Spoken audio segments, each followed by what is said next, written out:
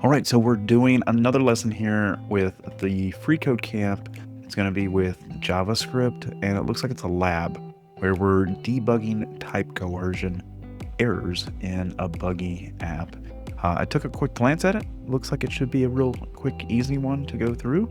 And if this is your first time watching us here, my name is Rob. I'm with the Code Zone Skool, and we are taking FreeCodeCamp modules, and we're trying to go through them from an instructor point of view, try to point things out, and hopefully make it a learning experience. So if that sounds like a video for you, then that's what we are here to do. So with that being said, one thing that we can ask you to do is, if this is on YouTube, go ahead and hit that like button. That really helps out that YouTube algorithm. Let's go ahead and dive right into the code here. And we can see that we have this set up right here. We do have some user stories that we can go through, and we're going to go through them one by one, and then we'll test our results out. I feel like right off the bat, we're going to get a lot of check marks without even touching any of the code. So if we go ahead and run the results here, you'll see that it gave some check marks, right? Right from the get-go. And we just have to fill in the gaps. So let's go ahead and start off with this user story number 1. It tells us that we should have a variable named first result, which looks like we do. And it should correctly add the numbers 5 and 10 to produce a value. Now, one of the things that I wanted to bring up here, and let me see if I can trigger a new console log, is whenever we're dealing with, it's real funky, right, with JavaScript. Whenever we're trying to deal with a number and then we deal with a string, we just got done learning about in previous labs and workshops with FreeCodeCamp is this thing called concatenation, where it's adding the two together or it's smashing it together because it thinks that you want it to be a string. And right here, how does 5 plus 10 equal 510? Well, you have to think about this. We have a string right here, and JavaScript is thinking, oh, there's a string, it's text. So it's going to take the number 5 and say, okay, well, you're wanting to smash things together. You don't want to treat it like a number, because there's some other tips and tricks that we can do to make that look like a number with keeping it as a string. But thinks that it's a string, and so it's going to say, okay, 5 and 10. They're going to smash that together, thinking that they're both types of string, and you get 5 and 10 like they're being added together, right? So if I put a space in here, you'll see that, hey, it added a space there. So that's a way that you can kind of think about it. Now, like I said, there's several ways to get this to look like a number to JavaScript. One of the simplest ways, and might be a potential like interview question that you might see or talk about in the code. But you can put a plus sign on here and it will treat it like a number, which is really unique.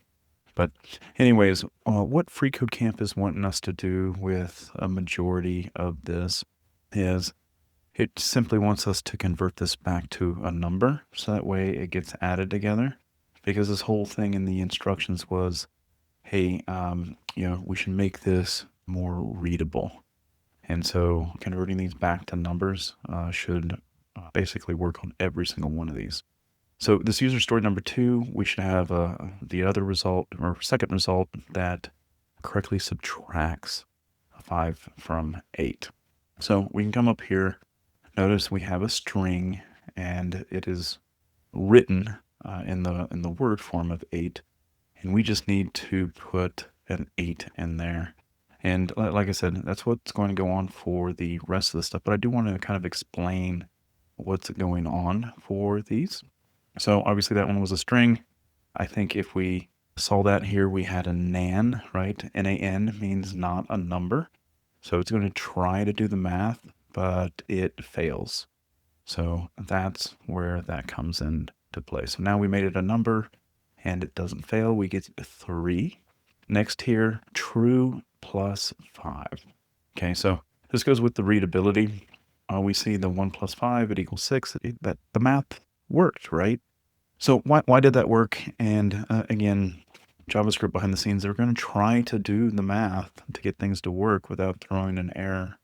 And if you think about it, true is a 1, false is a 0. And you'll see that the math works, but readability-wise, it doesn't make sense. So we're going to come here. We're just going to put a 1 here, and that should satisfy that one. Next, false, right? If we look over here, 0 plus 8, it is 8, right? False plus 8 is 8, but readability-wise, they want us to put a 0 here. Next is we have the 10 times 2. And again, notice that it did the math properly, but readability-wise, we need to convert this to a number. So we're going to go ahead and remove the quotes, okay? Next on here is null, right? So null is 0, it's nothing. And so what it's wanting us to do here is just put a 0. And, you know, with null, we still got 22. So we're still getting the same results as far as math goes, but readability-wise, we don't want that, okay? So I feel like that really satisfies everything. Let's go ahead and test and run this. There we go. We're all finished. All right. What you should get out of this is that Type Coercion really tries to do the math for you. You know, think about some of the stuff coming in from forms. They may be in string format, and you know, JavaScript will try to do it.